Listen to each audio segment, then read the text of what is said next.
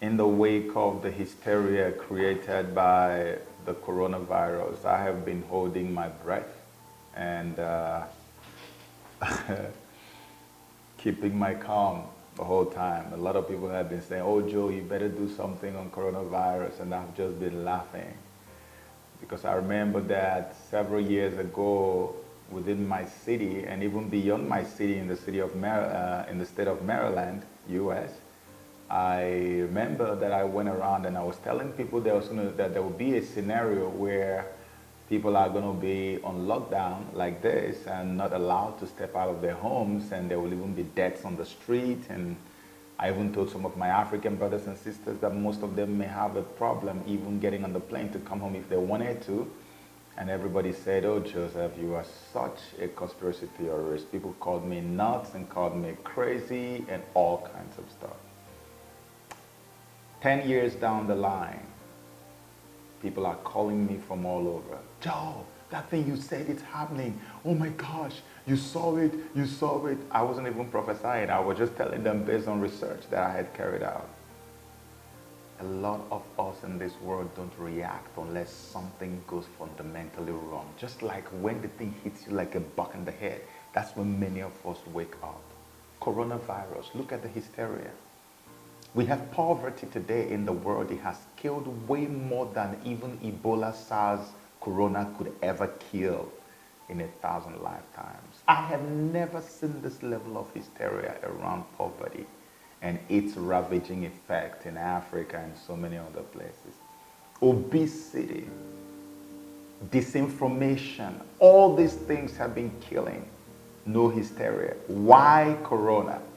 And this is not to play down on the impact or the effects of the coronavirus. I mean, it's only a madman who would deny the effect of the coronavirus, which we can all see every day, how much it's killing and how fast it's spreading. Only a madman. So I'm not playing down on the effects of corona, but why the hysteria? I always want to ask why. It's almost like a shutdown of all human activities as we know it. Whole cities are under quarantine, whole nations are under quarantine. Borders are being shut down, social distancing is being promoted. People are being told they're going to go on the mandatory vaccination, like one of these countries in Europe has just said. Mandatory vaccination. Why must I be mandatorily vaccinated? Why? What is in the vaccine? Don't I have the rights anymore to say, no, I don't want it? You see, when things like this happen, you lose your rights.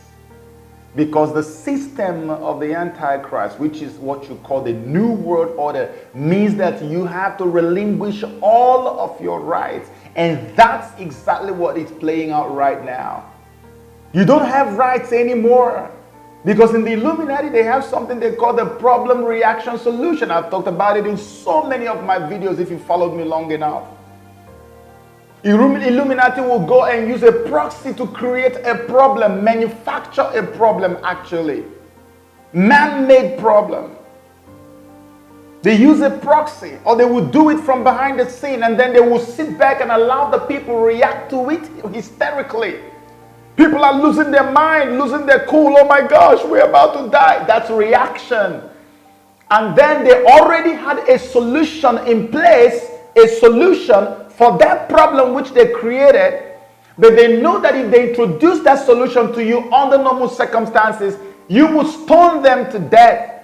So what they would do is that they just let you react to the problem they've created and make you cry out for the solution, which is also going to be a solution that will ensure your rights are taken away. And so when you react that way, they will now bring that solution by force to you. You are begging for that solution now, something that ordinarily you would never have loved for them to give to you. Problem, coronavirus. Reaction, hysteria, shutdown, border shutdown, social distancing. And then solution, mandatory vaccination. That's exactly what is going on right now.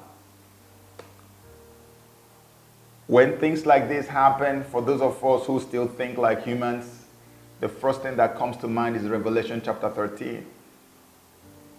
The New World Order, the Antichrist system. The Antichrist is going to rule the world. with one word religion and one word government. And so there's a guy called Anthony Lewandowski. Anthony Lewandowski came up with something he calls the Church of Artificial Intelligence. And he created a church of artificial intelligence. Can you imagine that? You know, I've told you people several times in my videos that the future of our world is AI, artificial intelligence. The Antichrist is going to rule this world. He's going to use artificial intelligence to rule the world. And you can see what these people are doing right now. You see what they're doing? They are telling everybody to go home and work from home. They are telling people who want to do conference, an international conference abroad, have your own web conference. Everything is now web-based. Everything is web-based. Everything is now done through the internet, which is what? AI. So now they have finally brought you to a point where you are meant to disconnect from other human beings. Have very little to no interaction with your fellow human beings, which is what they promote as social distancing. And then they make you become addicted to your new God, which is artificial intelligence, especially now that 5G is about to be launched. So all the things you couldn't do before, you can easily do now. You can attend meetings abroad from your home. AI becomes your God. Data becomes the breath of your life. You have just changed overnight without knowing it. And it's not going to change anytime soon. So you can see how many companies have told their workers to work from home now.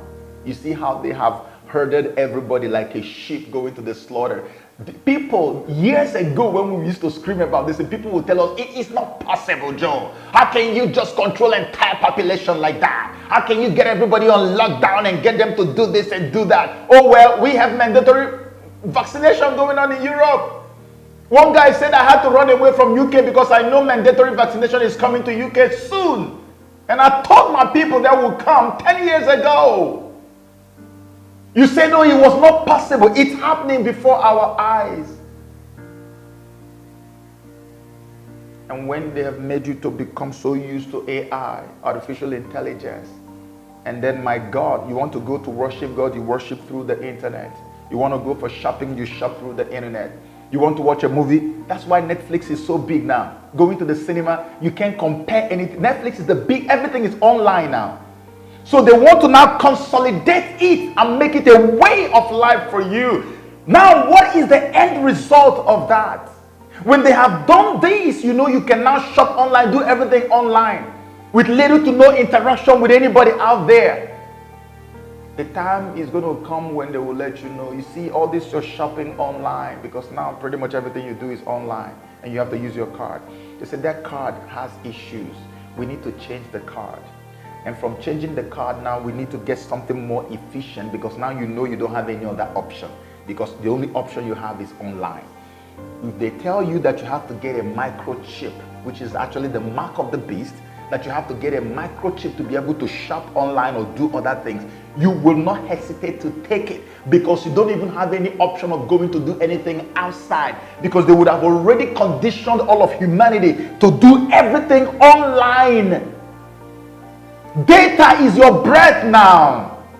That's what the Bible says. Without the man, you can't buy or sell anything, because your buying and selling now happens from the comfort of your home in front of your computer. Let's read what Lewandowski talked about the God.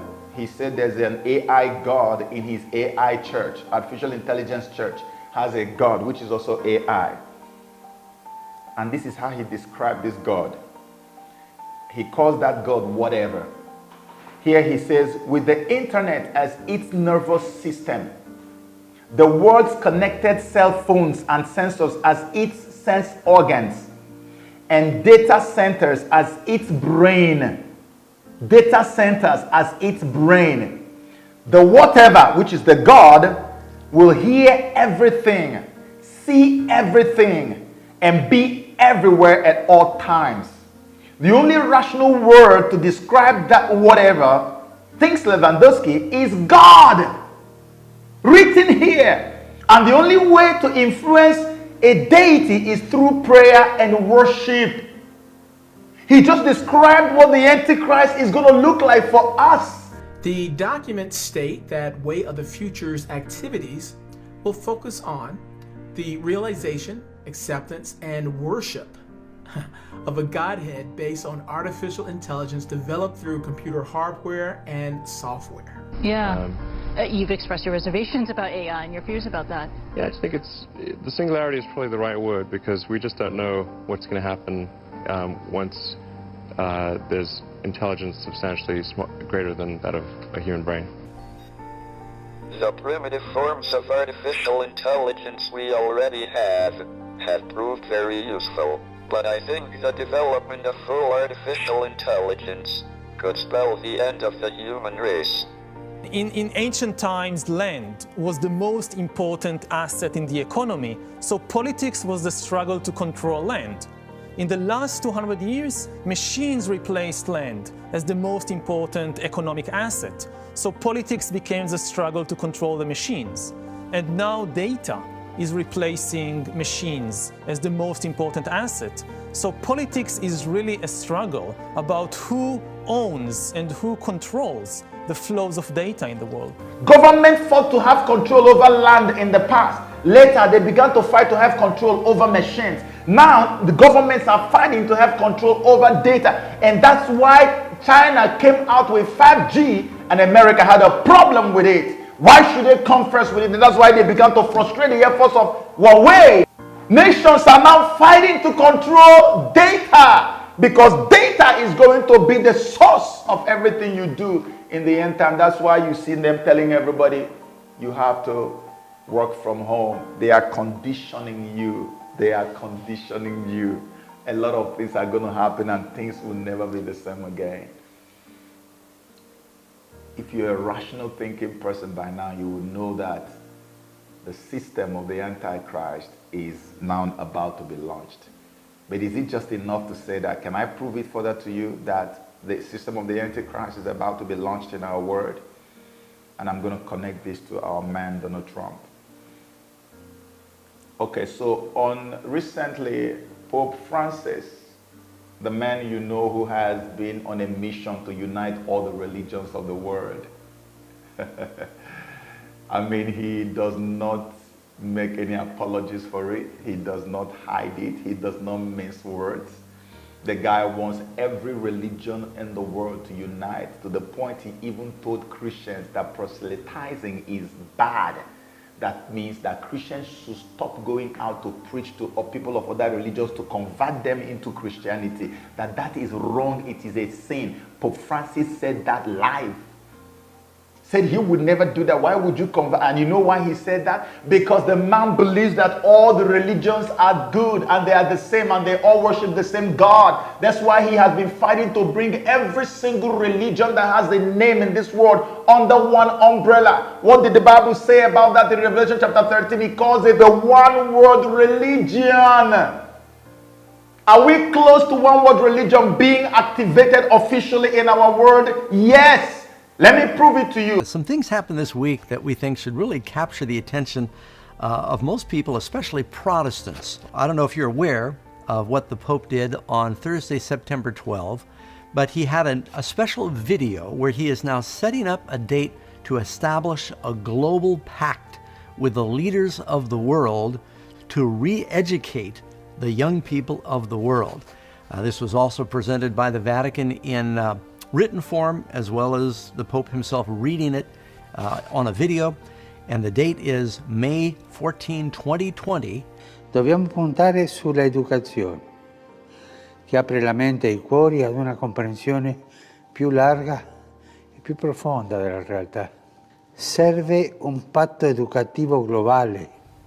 We need a global compact on education. The world needs to be re-educated, and we need the leaders of the world to come together and sign this compact. And a compact, of course, is a firm contract, promise, treaty, or an agreement. Che ci educhi alla solidarietà universale, a un nuovo umanesimo. Per questo ho promosso un evento mondiale. So he says we're going to promote this global event, that is going to create a new universal solidarity. Now, that solidarity means a new unity, and that's been his mantra through his papacy, and a new humanism. He talks about, you wonder, what does a new humanism mean? Usually, churches are reluctant to talk about humanistic point of view because Christians do not have the humanistic point of view. We've got the Christian worldview. What is humanism all about? It is a deviation from divinity. That's what they want to do, to re-educate the children of the world, just like Planned Parenthood has been re-educating our children on comprehensive sexuality education, telling babies as young as 4, 5, 6, 7 that masturbation is good, that it's okay to fall in love with somebody of the same gender. Somebody who is a woman can actually become a male, and a male can actually become a woman. That is normal. These are the new normals. Un proverbio africano recita che per educare un bambino serve un intero villaggio, ma dobbiamo costruirlo, questo villaggio. And then he quotes from a familiar proverb that it takes a village to raise a child. That was used by Hillary Clinton both prior and during her campaign. And it sounds beautiful because the word village is not like city, it's not like nation or country or some political power. It's kind of homey. So he's saying that we need to, the world, we need to look upon the world as a village. We need to come together as the village leaders and train the children of the village. And of course, he's talking about programming the children of the world is what this is dealing with. E dobbiamo bonificare il terreno delle discriminazioni, come ho sostenuto nel documento che ho recentemente sottoscritto col grande imam di Al-Azhar ad Abu Dhabi. All right, now, I don't know if you caught this, but this is the only individual that he cites in the whole video. Surprisingly, it's the Grand Imam of Abu Dhabi, Al-Azhar. The Grand Imam Al-Azhar of Abu Dhabi that he went and visited, and they signed the global pact of friendship across religions. It was after he signed that pact with that Grand Imam in Abu Dhabi that they named a huge mosque after Mary, the mother of Christ. He referenced him in this video announcement. And what is this pact for the re-education of the world's children? You remember, coronavirus is killing off the adults, the old people, the 60-somethings, or maybe 70-somethings, 80-something. These are the people they are killing. This whole end-time event we are witnessing is going to be about the younger generation because they believe the older ones are about to die off anyway. They want to re-educate you and I. They want us to begin to accept some of the belief systems that we never thought in our widest imagination that we would accept under normal circumstances. They want us to begin to accept things that were condemned by the Bible as evil and as bizarre. Pope Francis continues to shake things up in the Catholic Church. Yesterday, apparently, he was talking to a gay man in Chile and told him that you are gay, doesn't matter. God made you like this and loves you like this. So will Catholics follow his who am I to judge stand? That's the re-education program that is about to happen. That's what the man is going to do. And he is also focusing that on the so-called environmental thing they were talking about. They want to re-educate the people about religion, that all religions are good. That's the re-education. Who is going to be there in attendance? The leaders of all religious groups on earth. High-profile individuals in sports, in entertainment, in politics, in every aspect of life have been invited to attend this massive global one-of-a-kind event in Rome, invited by the Pope. This is happening May 14, 2020. And guess what comes immediately after it? Immediately after it, this other particular event is going to happen. Let me read you something here. It says, on Wednesday, September 26, 2018, at the Peace Palace in The Hague, the Carnegie Foundation and the Elijah Interfaith Institute announced that a declaration of friendship across religions intending to foster peace is in the making. Okay, here's what comes after that. It says, prominent religious leaders of the various faiths in the world will be invited to sign the declaration at a historic summit at the Peace Palace in June 2020. This thing they want to sign is to activate the one world religion for the first time in history since we've been reading it in the Bible. And look at what Prophet Sundar, this Indian prophet, look at what he said about Pope Francis regarding the one world religion. Now I tell you some current news that is going to happen. 3 years ago, the Lord showed me, which I have now made public, that the present Pope is the false prophet. You heard that? Now, and subsequently over the years, the signs of him being the false prophet mentioned in Revelation 13 are coming to pass one by one. This year, he has made an announcement. The announcement is the formation of one world religion. And an invitation has been issued to all top religious leaders on the world to gather together September 2020 in the city of Hague in Holland at a place called the Peace Palace to sign the covenant of one world religion. Now, I don't know why Prophet Sundar says September for the signing, but what I'm seeing in the document in front of me here is June 2020. And June actually makes a lot of sense because June comes immediately after the so-called pact for the re-education of the world's children, which Pope Francis is going to have in May. So the very next month, it makes sense that they're going to go over there to go and sign this thing, which is called Friendship Across Religions, which is actually activating the one world religion. Except if the date has been moved forward to September. I don't know. Maybe that's why Professor Sundar called it September. But whichever one it is, whether it is June or September, the one world religion is activated in this very year. And now, let us connect some dots. Pope Francis is coming to have a program to sign a pact for the re-education of the world's children to accept the system of the Antichrist, which is the New World Order, basically. After that, the one world religion will be signed into effect, and that will become the first time that the regime of the Antichrist is taking official effect in our world. And we know that there is only one regime on earth, prominent one today that we know, that is at parallel with the New World Order. And that regime is that of Donald Trump, which explains why Pope Francis is very angry with Trump, never speaks well of him. He always criticizes Donald Trump. Never. They're not friends. Because the man is at parallel. Whatever he's doing is at parallel with the dictates of the New World Order. And now, if the New World Order is actually beginning officially in June or September, according to Professor Sundar, how do you expect them to have Donald Trump come back to power again if Donald Trump is the only formidable force that is antagonistic to their New World Order system? You see why I said in my previous video that the fight to get rid of Trump is completely valid and it is on a top gear right now as we speak. Even this whole corona is also part of what they want to use to humble and humiliate Donald Trump out of power. Let me explain that to you.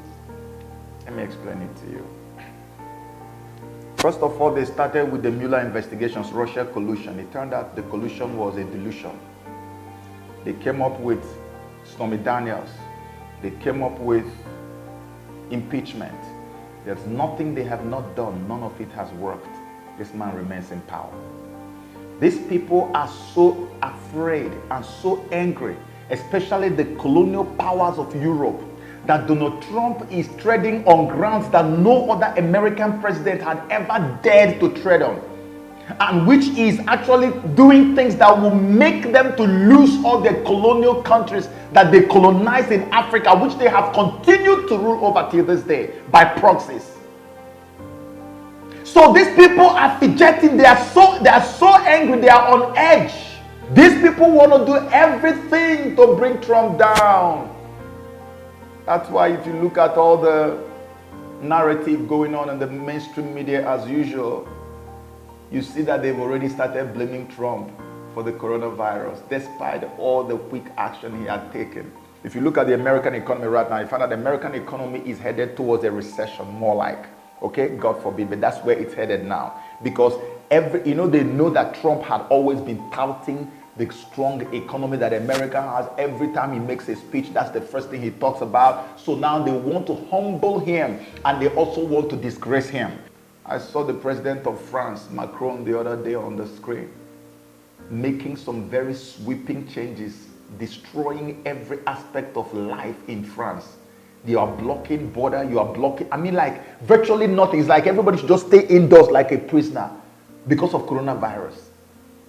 Because of coronavirus. And all these things they do is to make sure that Trump does the same thing. Before you know it, they will also come out and say, oh, martial law, like just the way Spain or whatever declared mandatory vaccination. They also expect Trump to do this. So everything they want him to do, they are doing it. And they make the whole world see it, so that if they do it and Trump doesn't do it, the moment they report extra deaths in America, they say, it's because he's not doing what Europeans are doing. And they're going to show the whole world that, oh, we did this and it worked. So they expect him to do the same thing. But I'm saying to Donald Trump, listen, do what works for Americans. Don't listen to them. Don't watch what they are doing. This virus is dangerous. It's a killer virus. But do what only works for Americans. You don't have to declare martial law. You don't have to begin to stop vehicles, people from traveling from one state to another. Don't block interstate travels. Take your time and put measures in place to curtail and contain the virus. This is aimed at him. And so when the economy goes into recession, the next thing you're going to hear is, you see, we said it, America, you see, this man is incompetent. From day one, he never wanted to do anything. In fact, he even denied it. He denied that the virus was real. And now look where we are. People are dying. Economy has crashed. Everything is down. How can you have this man as president? And then that's when you see the head of Hillary will now begin to rear up. Have you noticed that the two Democratic presidential hopefuls, Biden and Sanders, I said it in my previous video, two of them have indicated they are going to have females as their vice presidents. Did you see the recent publication now on Breitbart News? Whoopi Goldberg has now advised Biden, Whoopi Goldberg, right, from the View, has advised Biden to pick Hillary Clinton as her vice president. In that Simpsons video that I showed in my previous video, there's a Simpsons video. You know The Simpsons, okay? The sitcom. They always make predictions. I detailed this in my previous video. They predicted the 9/11. They predicted that Disney was going to buy Fox. They predicted Donald Trump presidency. And in that prediction, they had a woman called Lisa who took over from Donald Trump around about 2020, from the way they put it. Now, this woman is busy calling her cabinet and saying, let's know where we are now in the economy. And they say, oh, we are broke because of what Trump did. So it's almost, in other words, Trump bankrupted America.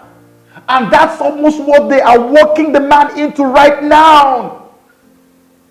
So the moment they pick Hillary as vice presidential candidate, just know it deep down in your spirit that Hillary has become America's president. No two ways about that. And that Hillary you are looking at there is 100% in compliance with the New World Order, which is going to take effect between May and June, according to Pope Francis.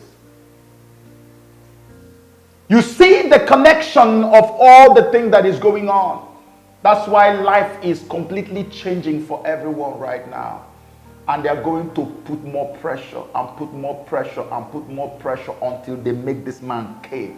But then for us who are Christians, this is the best time for us to begin to pray. It is time for us to pray for Donald Trump. If we don't pray for Donald Trump, mark my words, this terrorism that has been declared on Christians in Nigeria, it will take another turn for the worse.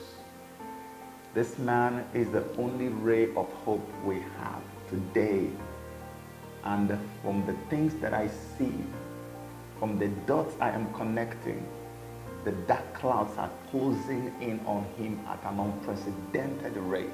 And I feel like if we can rise up to pray, God will come and save him and keep him for us for at least another 4 years, so that we can consolidate, so that he can also consolidate on the little gains that we have made, to the point that in Nigeria today, people are afraid of Donald Trump, that they even know that there's somebody who is speaking for Christians in Nigeria, to the extent that today we now know that the Trump administration has put a bounty on the Boko Haram leader and has decided that they are going to get him whatever it takes, just like they got the Soleimani of Iran. Imagine that just shortly before they were supposed to come in, because they've already created a global alliance against religious persecution and mentioned Nigeria in one of the places where they need to intervene. And right before they came, look at coronavirus everywhere. These people are fighting, and this whole thing is all for the soul of Africa. I wish that Africans will understand this. That's why we created a campaign group for Donald Trump. It's called Africans for Trump 2020. I was shocked that I mentioned it briefly in my previous video, and before you know it, so many people have registered. I'm asking you, if you have not registered, please try and register. We're still going to make another video, a proper video to announce it. We are going to be in every capital in Africa. We want to pray, not only pray, then call our peoples abroad. If you are in Africa, those of us in America, we will call around. We will visit people and talk to them about the importance of casting our vote for this man and supporting him. It is very crucial, my people. I used to be so confident that nothing will happen to him. Now I have little fears and I have reasons to be afraid. And I think it is time for us to pray like we've never done before for Donald Trump, because the evil clouds are closing in. Our world has changed. It has changed forever. And I know I can only pray and hope that this thing is going to lead to a massive revival, so that those people who thought that God didn't mean anything, people who didn't think that God is all, now their eyes are opening. They are waking up to the realities that the devil has been deceiving them. And now when you see what is happening around the world, nobody will tell you to run to God, because the time is here. You read it in the book of Revelation. You were told it's going to happen many, many years to come. It's here right now, and we are living it now. It's time to make a move. Pray with me that God will preserve this man and that he will keep the rest of us. Amen. Thank you.